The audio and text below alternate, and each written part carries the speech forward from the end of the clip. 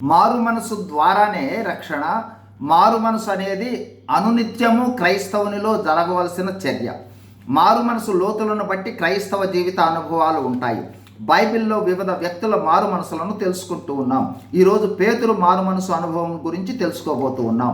పేతురు యొక్క ఒక మారు మనసు అనుభవం లూకాసు వార్త 5వ అధ్యాయము 1 నుండి 11 వచనాలలో మనం చూడవచ్చు. ఈ వాక్య భాగంలో యేసు ప్రభువారు గెన్నేసరేతు సరస్సు తీరమున పేతురు దోణిలో ఉండి వాక్యమును బోధిస్తారు.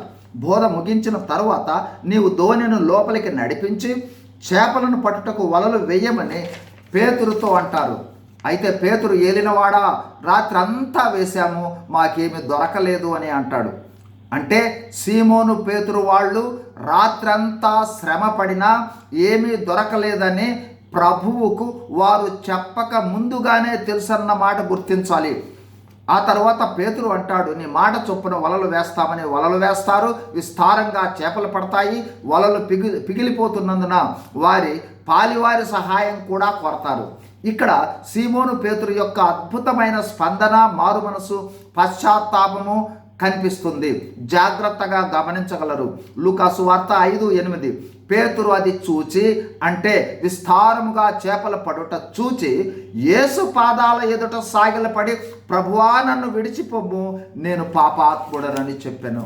గమనించండి, చేపలు విస్తారముగా పడటమేమిటి, పేతురు తను పాపినని ప్రభువుపై పాదాల పడటం ఏమిటి ఆలోచించదగ్గ విషయం.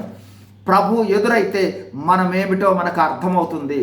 ప్రభువు ఎదుర్కొంటే మారు మనసు, ప్రభువు దర్శించుటే మారు మనసు. సుంకపు గుత్తదారుడైన జక్కయ్య కూడా ప్రభువును చూడగానే మోసయుక్తమైన అన్యాయ జీవితం అతనికి కనిపించింది. విస్తారమైన చేపలు పడ్డందున పేతురు ఆశ్చర్యపడాలి, ప్రభువును శ్లాఘించాలి. అయితే అతడు తను పాపిని అంటూ ప్రభువు మోకాళ్ళ ఎదుట సాగిలపడ్డాడు. అంటే ప్రభువు దర్శించగానే సీమోను పేతురు తనను తాను తెలుసుకున్నాడు, పశ్చాత్తాపడినాడు, ప్రభువు పాదాల చెంత చేరాడు, మారు మనసులోనికి వచ్చాడు.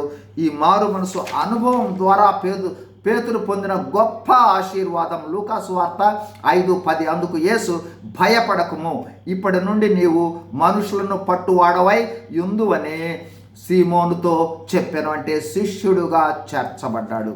అనగా మారు మనసు అంటే ఒక వ్యక్తి దైవపు వెలుగులో తనను తాను తెలుసుకొనుట, తరువాత తన బాధ్యతను పొందుకొనుట, లేదా తన బాధ్యతను గుర్తెరుగుట, తదనుగుణంగా జీవించుట. God bless you. Thank you.